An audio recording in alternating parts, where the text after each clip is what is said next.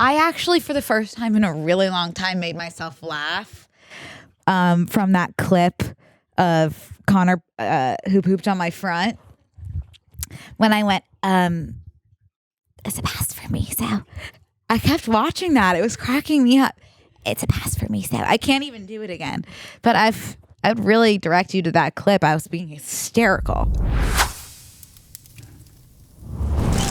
Well, Brooke, you don't always have to be a star. I know, but you do if you are going to be in the biggest boy band in the world. I gotten so worked up that I had thrown up on myself in my stroller. In my 14-year-old self, I said, those are hot men. And look at them now. They're like babies. That was kind of just like a casual interest, which I guess maybe a little bit more than casual. Hi, guys. Welcome back to Obsessed. So happy to have you here today. This is our post-Thanksgiving episode. I have now experienced my first cruise. I have that under my belt. Yeah, it's definitely something. It's definitely something. And before I launch into that, I just want to say that literally 10 minutes ago, the first look at Jonathan Groff singing Bobby Darin songs for his new musical, they just dropped. I have to cancel my tickets. Obviously, I don't know if I told you, I got tickets to go opening night.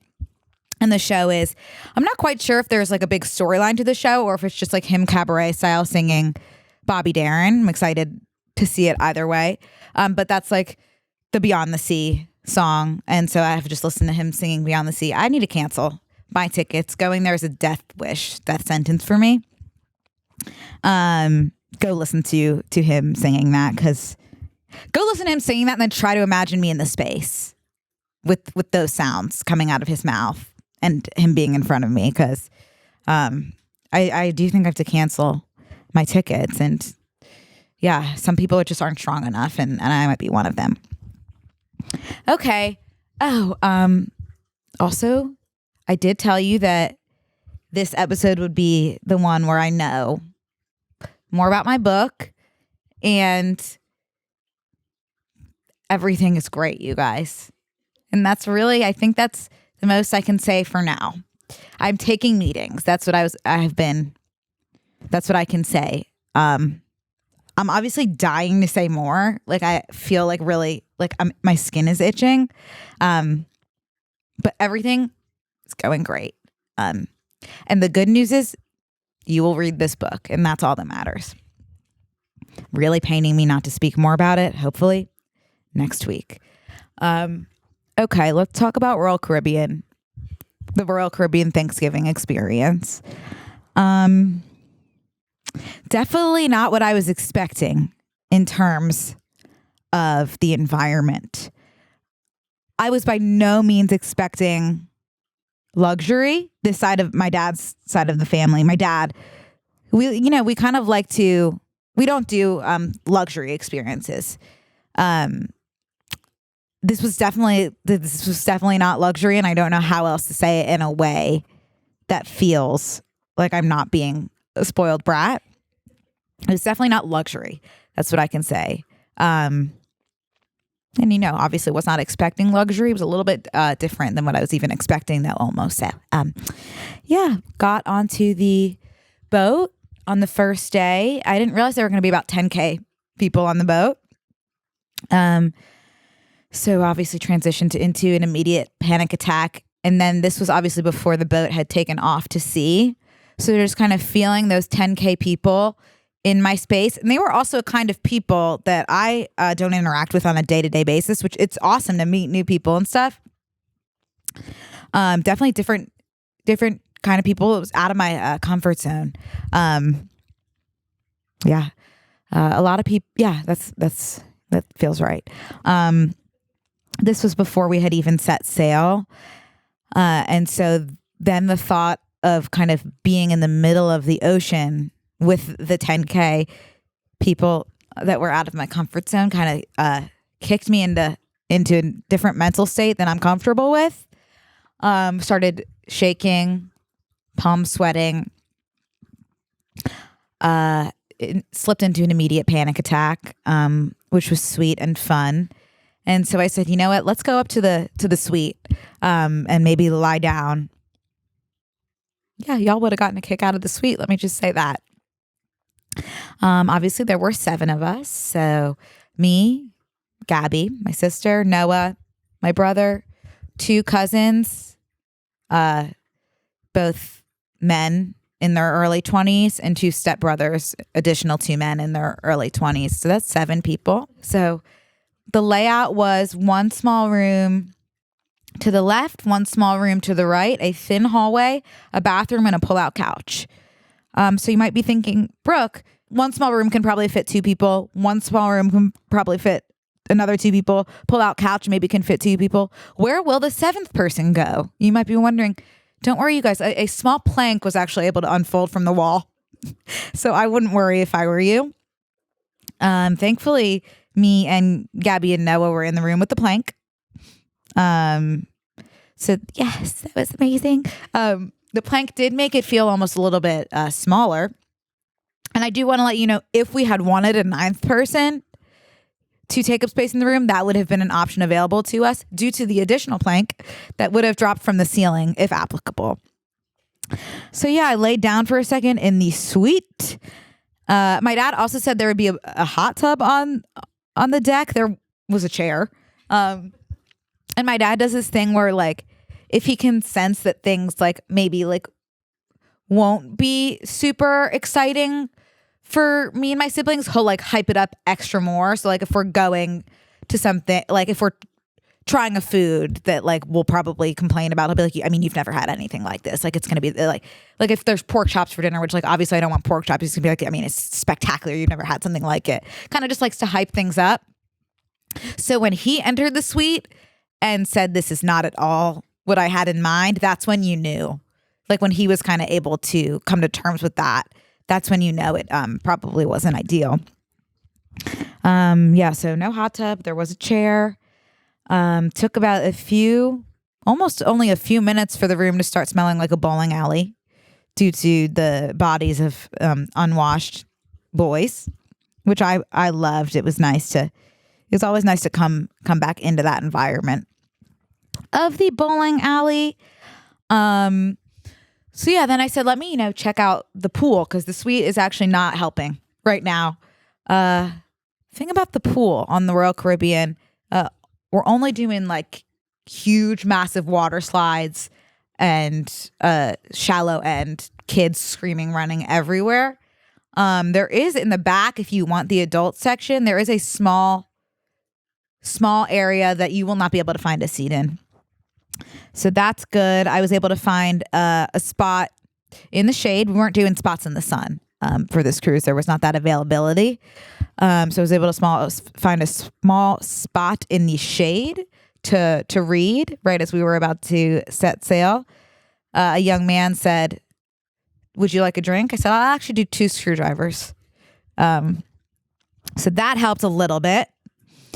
Then we set sail, had another screwdriver. So I was feeling good in the shade, reading my book. At this point, I was reading a book called The God of the Woods, I think it was called. You've probably seen a lot of people reading it. I was enchanted by it. Gorgeous cover, a lot of 5-star reviews from people. I liked it. I liked the beat. There was no romance in it, so I could not give it 5 stars. I'm sorry. I have now a deficiency where if there's no romance, I legitimately I couldn't have been, I wasn't hooked due to that, but it was a good book anyway, if you're wondering. So then thankfully set sail. My Uncle Rob came to my shaded area, and I didn't know this about Uncle Rob. He carries a bag of Swedish fish and weed gummies with him wherever he goes. And so thankfully we were able to split that 10 milligram gummy like a wishbone. And so I was actually feeling great from the screwdrivers and the gummy. Fell asleep at about 7 p.m. because of that. So that was the first night. The food was interesting too, definitely. Yeah, it's definitely interesting. So can't speak on it much more than that. There was a bread and butter, which was amazing. I loved it. And my brother was actually being really funny. He was cracking me up because he was doing these bits where like he just like was making shit up, which like Tristan and Channing, you might be familiar. It's like adagiana. It's like you just kind of like make shit up and find it along the way. And he was doing that. So at dinner, before I had passed out at 7p, me and Uncle Rob had split an additional gummy. And we were kind of in a different linear plane. And so someone had like put a fork in their butter and then like squeezed the butter out of the fork holes to butter their bread. And then Uncle Rob was like, why would you do it that way? And then Noah came in and was like, you know, that's actually how Gandhi was able to do it when he was fasting, because he didn't expend as much energy. And so he was actually able to eat the butter on his fast. And then Uncle Rob, obviously on a different linear plane, was like, oh my God, I didn't know that. That's amazing. So that was obviously hysterical. I know that inside jokes like don't really translate that well, but I was like, we were bringing up the Gandhi butter for the rest of the trip, because a lot of people don't know that Gandhi could eat butter if you put the fork holes in the butter and don't expend the energy to spread the butter on the bread. Gandhi actually could eat that. So, okay, went to bed at 7p the first night, and the next morning, we didn't realize there's a button to turn the intercom system off. So the next morning at 7a, thankfully, this was CocoCay Day, which is the island that I didn't realize was unique to Royal Caribbean. It's a man-made island, I guess, that they made. So at 7a, a song started blaring from the intercom. And, I forgot to tell you about the sleeping arrangements. Noah was on the plank this night. Gabby was next to me in the bed. And Noah did get out of the plank about 16 times in the middle of the night, trampsing alongside me and Gabby's bodies to exit the room and then come back in. So no one slept for a second. So that was good. So yeah, 7a, you know that song that's like, lovely day, lovely day. So that's going to start at 7a with an additional twist. Lovely day, lovely day, lovely day at CocoCay. Kind of on repeat. Okay. Couldn't figure out how to turn that off. So that was a nice wake up call. Got off the boat to CocoCay. It was gorgeous. It really was pretty. It kind of looked like Scooby-Doo Spooky Island, kind of just like very man-made tourist attraction vibes, but like fun. There was like the Chill Grill, like a little shack where you could eat. I really enjoyed my food actually at CocoCay. And then we found Channing, which was really exciting. My sister Gabby and Channing have like the most precious relationship. So they were really kind of honing in on that relationship at CocoCay, which was nice that they could do that. And it was nice for Channing to be able to meet my stepbrothers and cousins, of course. They've been dying to connect. At this point in the trip, obviously, my dad and stepmom doing like 102 fever. So we wouldn't be seeing them for the rest of the trip, really, which was nice because I was looking forward to spending time with my dad, but he had fallen completely under the weather. The next day was a on ship day, and I tried to get to the pool early to see if I could maybe get a spot that wasn't available to me. So I didn't go in the pool once, by the way, this whole trip. Once, because I thought I would get cholera if I did. And two, it just like wasn't even an option with like the amount of people there. So spent that day on the deck on the suite. Because if you sat outside on the deck, it would smell like less of a bowling alley. So that was nice. I read my book there on the deck. No pool. And it wasn't like right on the water. There was some like weird like barrier in between me. It was like me, fence, some weird, just like almost looked like a big ice skating rink that just like served no purpose, and then the water. So you couldn't really see the water. So, hey guys, we'd like to take a quick break from today's episode to thank a sponsor of today's episode, Tushy. Want a holiday home upgrade you can enjoy all year? It's time to get a bidet. If you've been waiting to upgrade your bathroom or grab the perfect gift for anyone on your list, now's the time. You guys, when I tell you, I am completely incapable of like any sort of handiwork. I truly mean that with my whole heart. I was able to install the tush. Okay, I could do the tushy. So if I can do it, you can do it. It's so easy to install and it really elevates the experience. Like if you have the option to not have a bidet versus have a bidet, there's no reason you have to get the bidet. Visit HelloTushy.com to see this week's savings on bidets, bundles, and instant bathroom upgrades.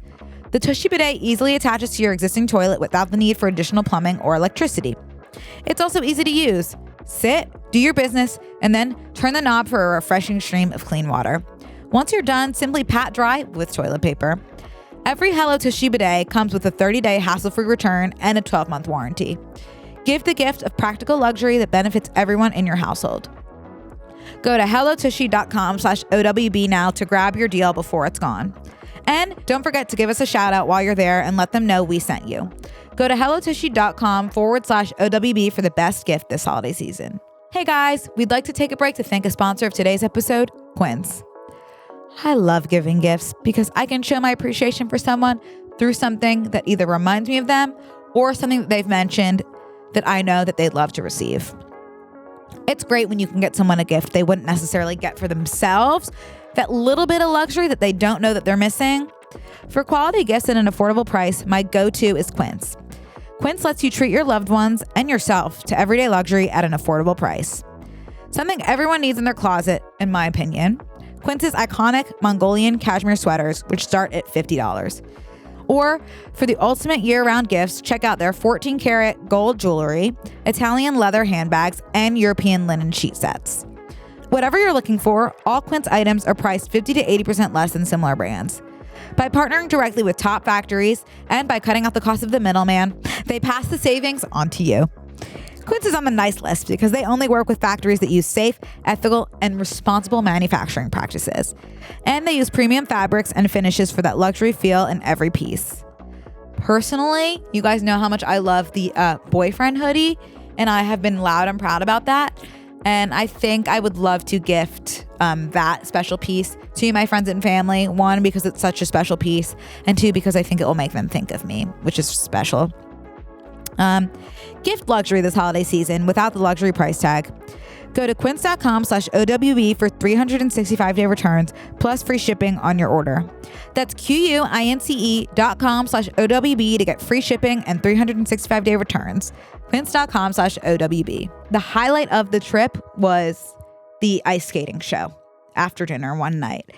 And honestly, I feel horrible because we were kind of going as like a bit, like, because like how good is an ice skating show going to be on the Royal Caribbean cruise? Best thing I've ever seen in my entire life. Those performers, get them to the Olympics. I've never seen talent like this. I was so locked in. I didn't even notice time passing. Could have been, the gummy. Because it was me and Uncle Rob randomly that were the most locked in. But I mean, what a spectacular performance. And what I learned is I genuinely, and I'm not being flip at all, like I think like cruise line performers are not very far below like Olympic performers. Like I think that's kind of like, oh, if you like aren't Olympic level, like cruise is kind of like the next level below it. So wow, really incredible. I can't say enough good things about the ice skating performers on Independence of the Sea. Definitely check them out if you get the opportunity. I know, again, I already said, like, I know it's not fun to like talk about inside jokes when you weren't there, but there were two things that were kind of being repeated throughout the whole trip that I will see myself using in my everyday vernacular that I want to share. There's a song called 10 Drunk Cigarettes by AI. Izzy, do you know it?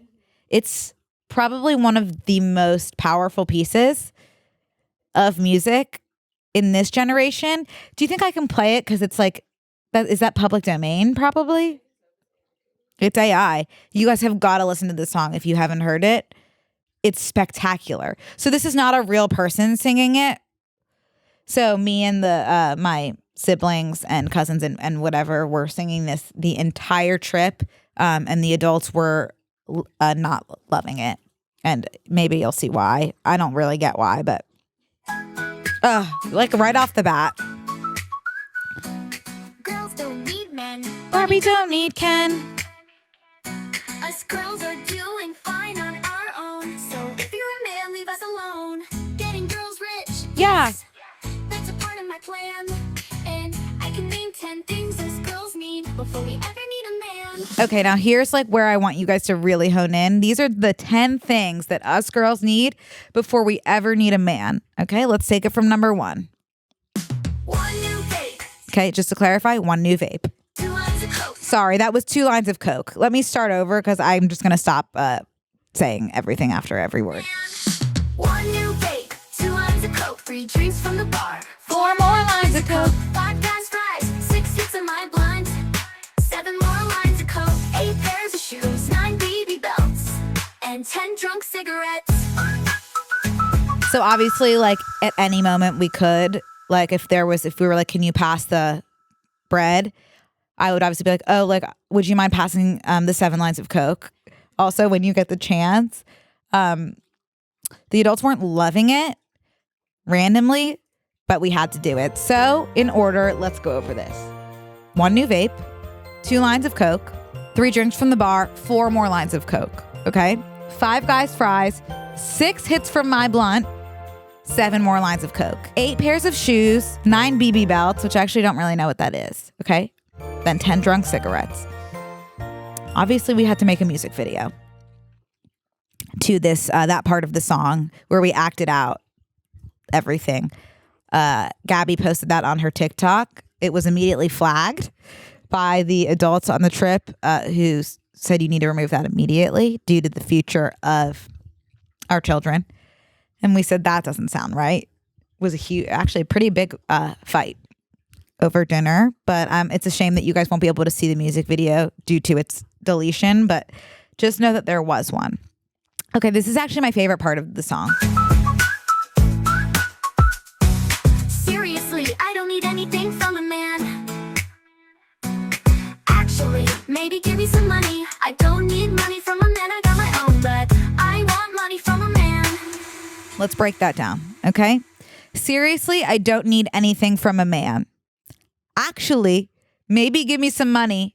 I don't need money from a man. I got my own, but I want money from a man. Nothing has like ever rang so true to me in my core. Like the fact that this came from AI and not Hemingway is a shock to the system because no one has ever accurately captured the want of like, yeah, I'm a successful woman. I don't need money from a man. I want it though. It's not a need, it's a want. Seriously, I don't need money from a man. Actually, maybe give me some money. I don't need money from a man. I've got my own, but I want money from a man. 150%. That is modern day poetry. So that's actually something that I have been saying a lot. I'm going to say that to Connor out of context on recording tomorrow. Just seriously, I don't need anything from a man. He'll hand me something. Oh, seriously, I don't need anything from a man. Actually, maybe give me some money. I do not need money from a man. I've got my own. I want money from a man. 150%. Okay, anyway, that's my favorite song. There's also a video I'm obsessed with. I am like so addicted to The Basement Yard. I'm like not a big podcast person for someone who has 2 podcasts, but like the clips of those boys, Frankie and Joey, I mean, they get me every time. And I don't like post about like being a fan of them because I actually have the privilege of Joey follows me, and that's like my prized accomplishment. Don't tell him I said don't flag that. But I don't want to be like a fangirl. But if he didn't follow me, I would have posted this clip on my story about 18 times by now. Let me pull it up. This was another thing that we couldn't stop saying on the cruise. It's Ass Blenduh. Have you seen Ass Blenduh? It will. Sorry, there's a young man on live right now. Okay. Ass Blenduh. It will all become clear in a second. Would you mind passing me just the 7 lines of Coke and the Ass Blenduh when you get the chance? Gee, that's a good daiquiri. Okay. Funnel it into my ass. Listen to this. Gee, that's a good daiquiri. Funnel it into my ass. I was going to say, put it in an ass blender. It's a daiquiri. Blender? Blender, yeah. Oh, you said it like a baby. Did I? You said it like a... Did I say it like a You said broken English? blender. Wait, did you not realize that you said that? No, it's a blender. No, you didn't. No, I said Put it blender. in an ass blender. Did you have a stroke? Did not clock. He did not clock that he said blender. So I want you to listen to that again, knowing that he's actually not clocking anything wrong with the way he's saying blender. Gee, that's a good daiquiri. Funnel it into my ass. I was gonna say, put it in an ass blender. It's a daiquiri. Blender?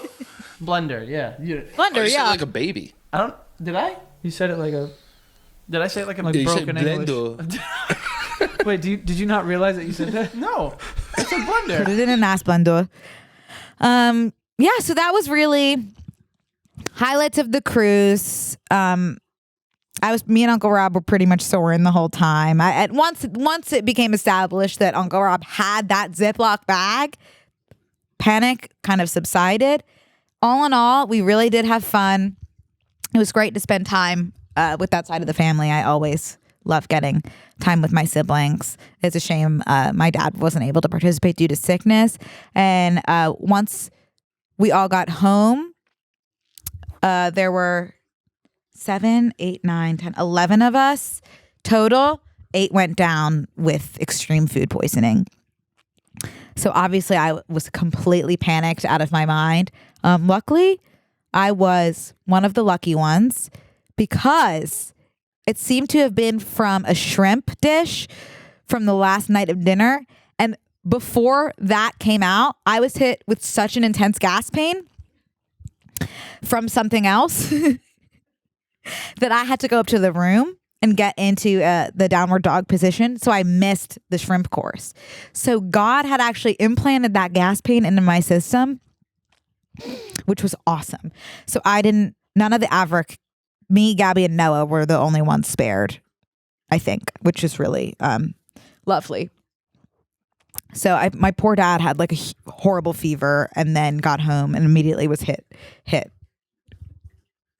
over and over again by something horrible. So prayers to him, thinking of him at this time.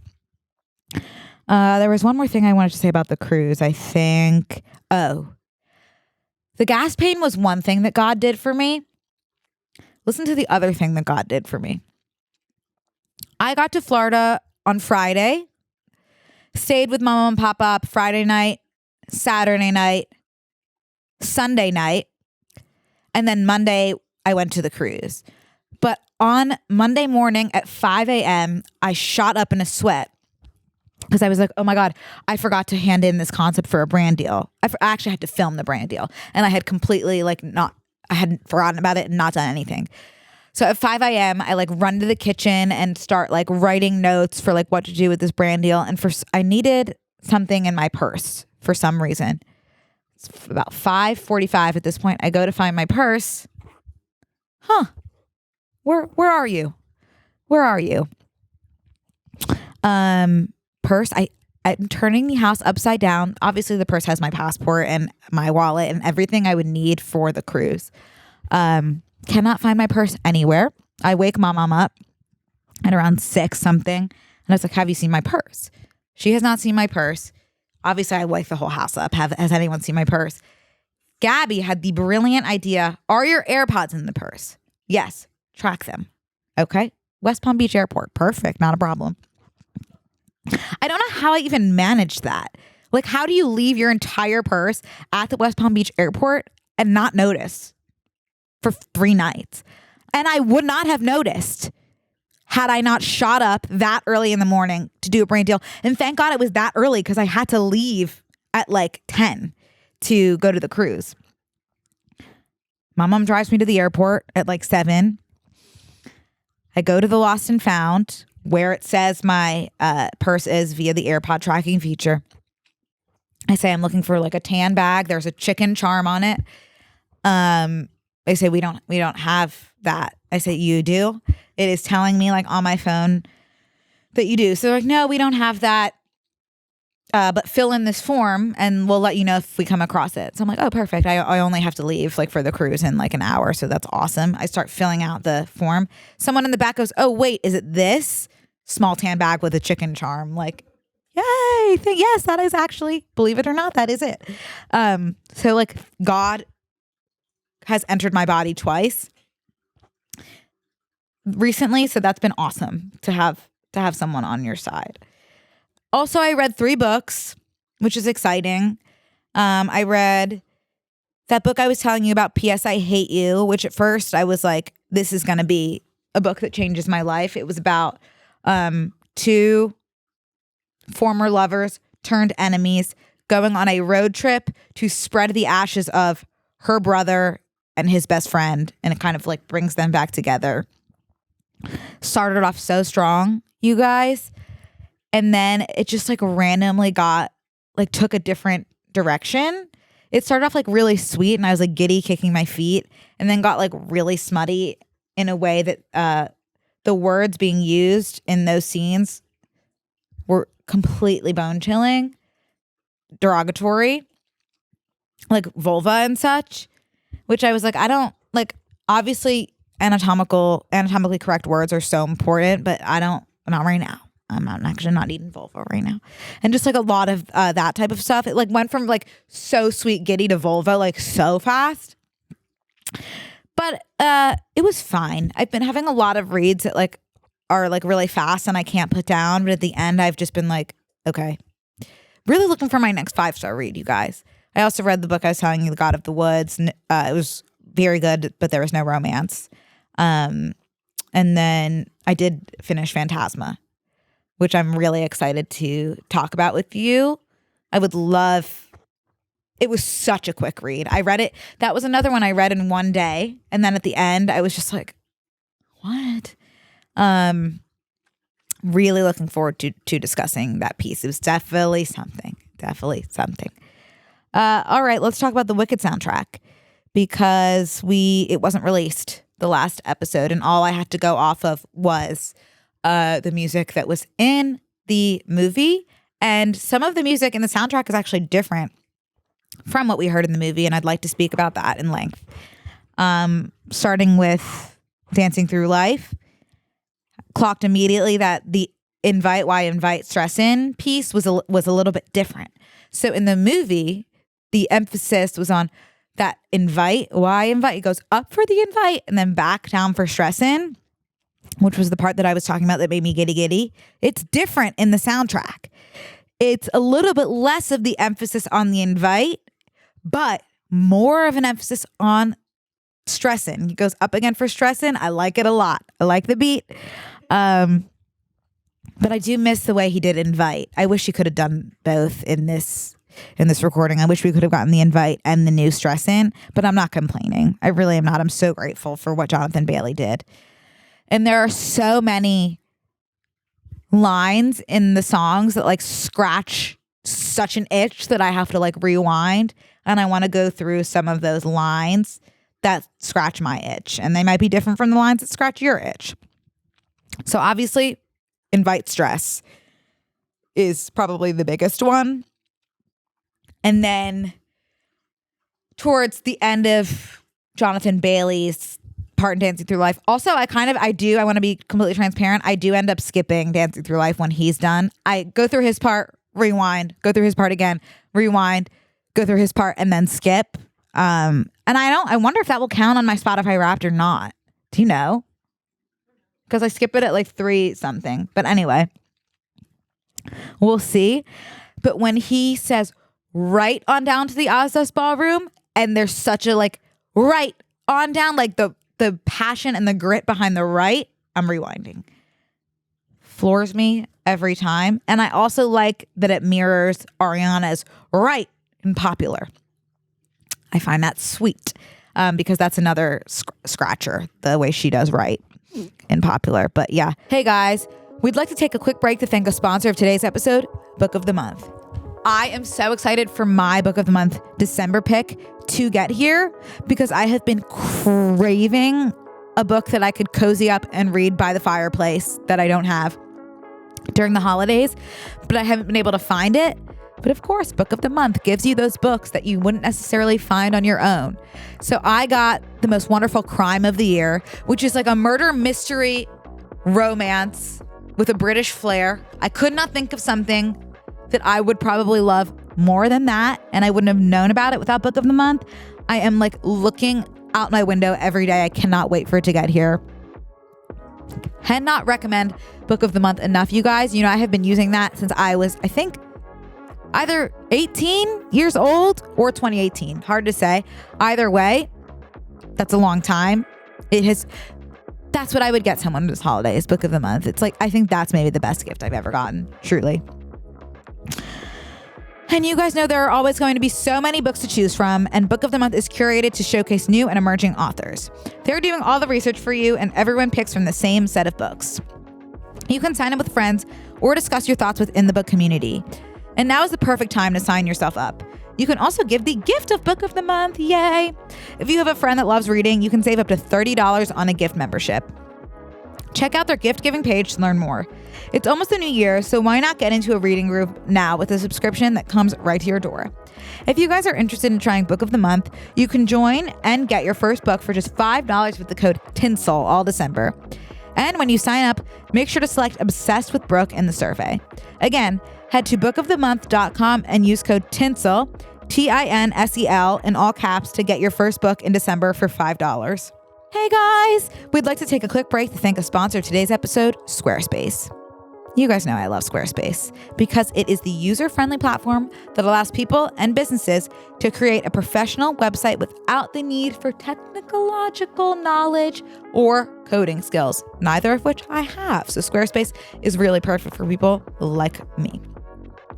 Whether you're just starting out or managing your growing brand, Squarespace makes it easy to create, sell, and engage with your audience all in one place. Squarespace is introducing its design intelligence, combining 2 decades of industry-leading design expertise with cutting-edge AI technology to unlock your strongest creative potential. Squarespace Payments is also the easiest way to manage your payments in one place. Onboarding is simple. Get started in just a few clicks and start receiving payments right away.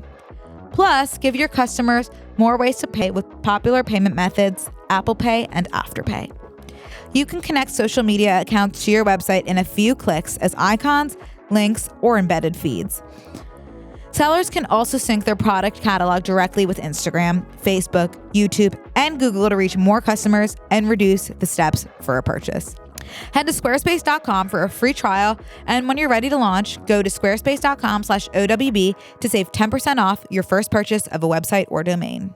Addicted to him saying right on down to the Oslos Ballroom, and then at the end when he's like, it's just life, and he does that a few times, and then something happens to his voice, and so keep dancing through, like it gets a little bit different, and I am addicted to it.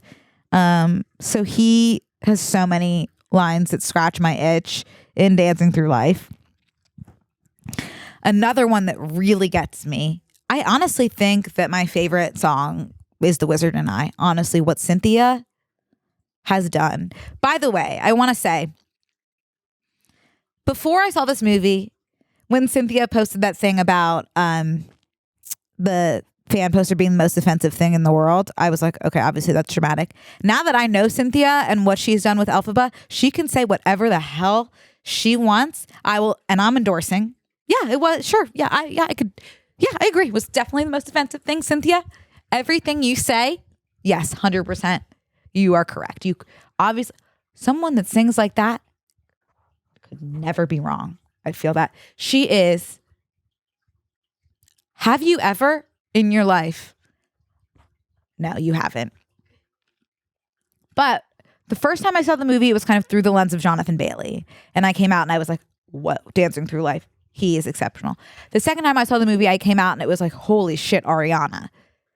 And then I don't know why it took me. Obviously, both of those times I'm like, Cynthia is like to die for, like incredible.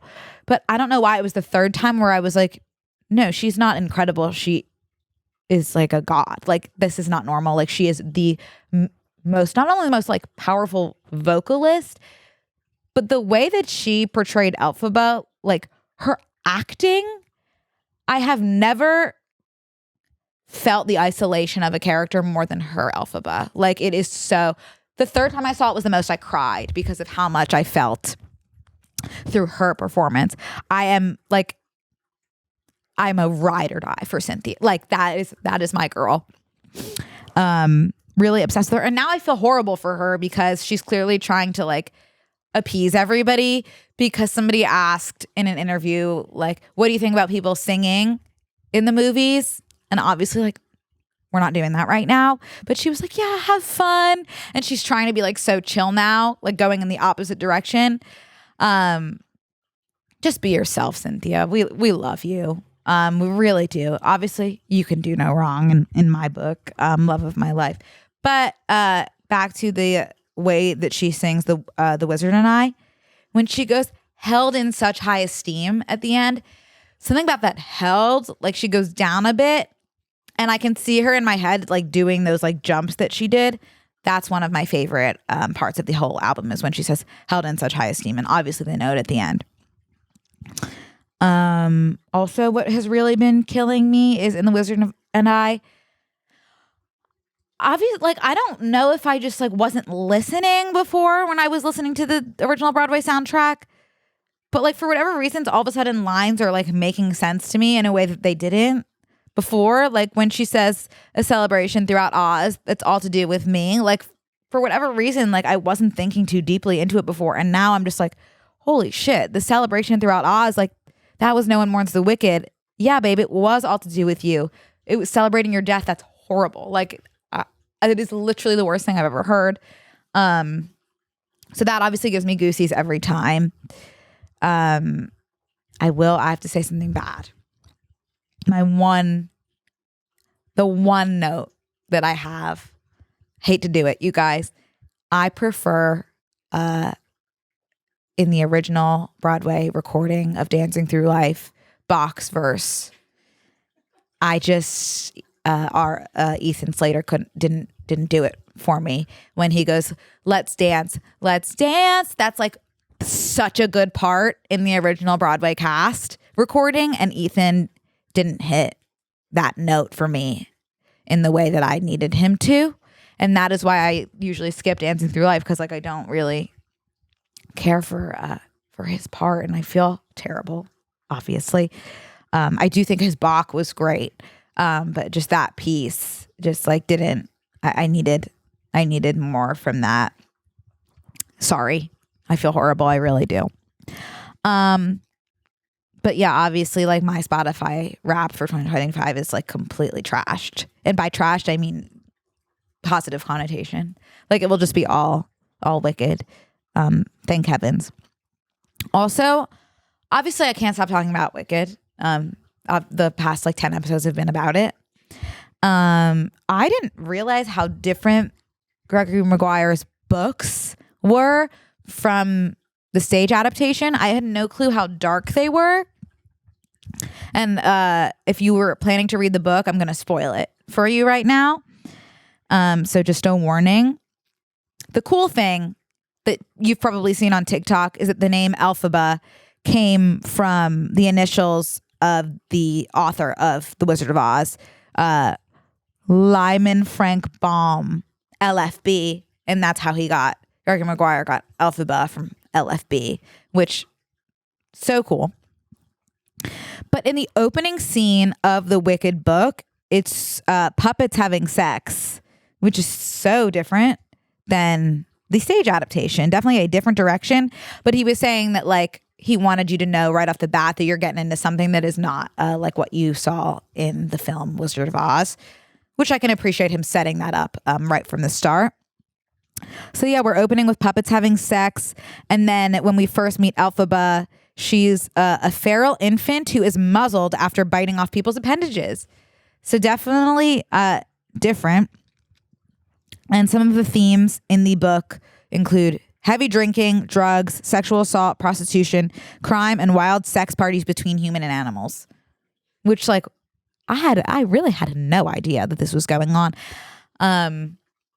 Also, Dr. Dillerman was murdered because he was doing like research on the genetic links between animals and humans and how similar they are. But one of Madame Morrible's cronies, like before he was able to like crack the case of his research, murdered him, which is crazy. And also Glinda was different too. Like she like truly was very affected by Dr. Dillerman's death, like in a genuine way, it seems.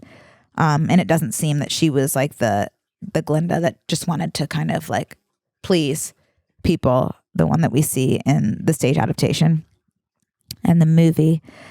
Also, Fierro is like, I don't even know if I don't even know if him and Glinda really hook up. He's not the Fierro that we know. He's not like a heartthrob right off the bat.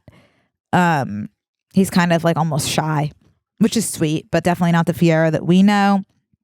And then Defying Gravity, that moment, I guess it's not a musical in the book, but like that pivotal like moment where Elphaba kind of rebels. Like 5 years after that, or 10 years after that, or whatever, Fierro is married, and then him and Elphaba, not to Glinda, to some woman, and he has children, and him and Elphaba start like a illicit affair, which is interesting.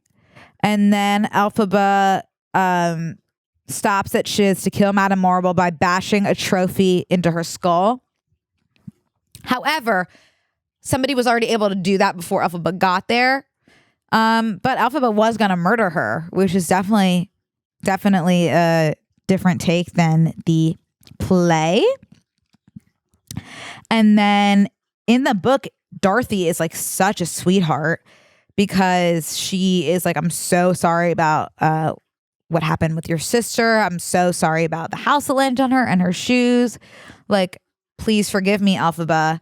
And then Elphaba is not, we don't feel for Elphaba in the book the way that we feel for Elphaba, the Elphaba that we know. So then she actually starts waving her burning broom at Dorothy, and then Dorothy tries to put that fire out with water. Turns out Elphaba actually has a horrible allergy to water and does die through melting by the water.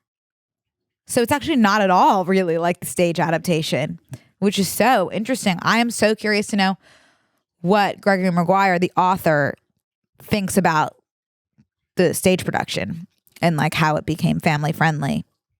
I think I prefer the stage production personally. That being said, because I do love a happy ending. I don't know how I would have felt if I read Wicked. I just don't know. Okay, I also, you've probably seen this on TikTok as well, want to talk about the kind of curse of the Wizard of Oz, because there was so much sinister energy happening in that space and on that set that I really had no idea about. First of all, Judy Garland, I was going to do a deep dive for the Wikipedia episode on her because her life is just so interesting. But in summary, when she was very young, she was signed to MGM Studios, which was like the big Hollywood studio at the time.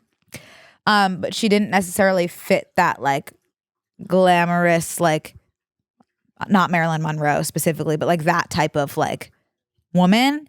And so they made her feel like shit about that.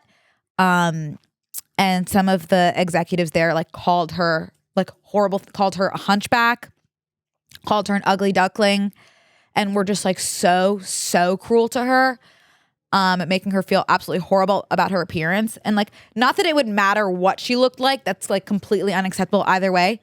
She was just like this darling, sweet girl. Like, it's just like so beyond me that it just is so beyond me. And then they obviously made her feel like shit on the set of Wizard of Oz.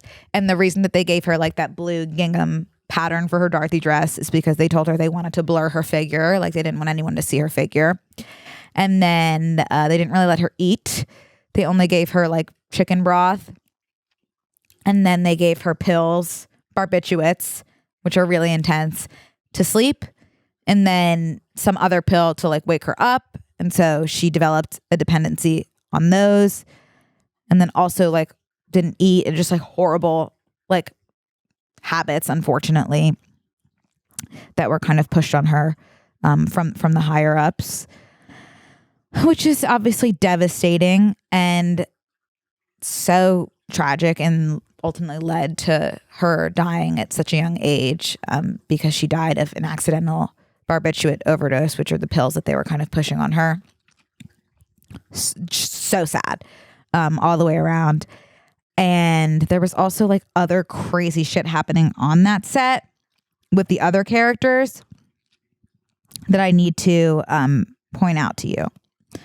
So the Wicked Witch, she was played by Margaret Hamilton, and the green makeup was like not fire resistant.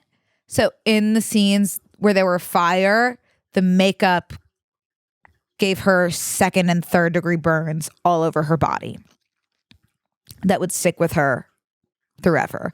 So she was like permanently scarred forever from that. And then the Scarecrow also had like something happen to his face as well from the makeup. He had deeply embedded marks in his skin thanks to the intricate costume and makeup that would stay with him for a lifetime. So both of them came out of that like permanently scarred, which is insane. Toto got paid more than the actors who played the Munchkins, and he didn't get paid much less than Dorothy. So Toto made about $125 per week, and the Munchkins made a lot less than that, and Judy Garland made the least out of everyone. So she got $500 a week, which is only $375 more than her K9 co-star. So that sucks as well too, because the Tin Man and the Scarecrow got $3,000 a week, which like then that's like completely a lot of money. It is now too, but okay. So the Tin Man, he was actually in a metal suit, so he couldn't sit down throughout the day. So if he like had to rest during his like 15-hour days, he just had to lean back on a board. He couldn't actually sit down. And he was actually the first guy that played the Tin Man was taken to the hospital because he had like a brutal reaction to the silver paint, and he actually needed to be recast because the silver paint was so dangerous that his body actually could not take it. So they just put it on someone else. And then the lion costume was so heavy, it weighed 90 pounds, that the guy couldn't breathe in it. And the costume had to be dried at the end of every day because it was covered in sweat. And he was also not allowed to eat during the day because it would mess up his makeup. And I'm pretty sure, I think I saw on TikTok that the guy who played the Tin Man like developed a disease from the chemicals in the Tin Man paint. But don't quote me on that. But anyway, the Wizard of Oz was like a very sinister set. But I'm kind of dying to like rewatch the movie because I don't think I could tell you like one part of that movie. I don't think I've seen it since I was a wee lass. So I think I'll do that tonight. Watch the Wizard of Oz. That could be really fun. Maybe have a gummy in honor of Uncle Rob and kind of push through that. Okay, you guys. Well, I think that's really all I have for you in terms of catching up. I had a blast on the cruise, obviously missing the sweet life on deck horribly. Obviously we'll be listening to the Wicked soundtrack all week. And yeah, that's about pretty much sums up my life. Okay. Love you all. See you next week.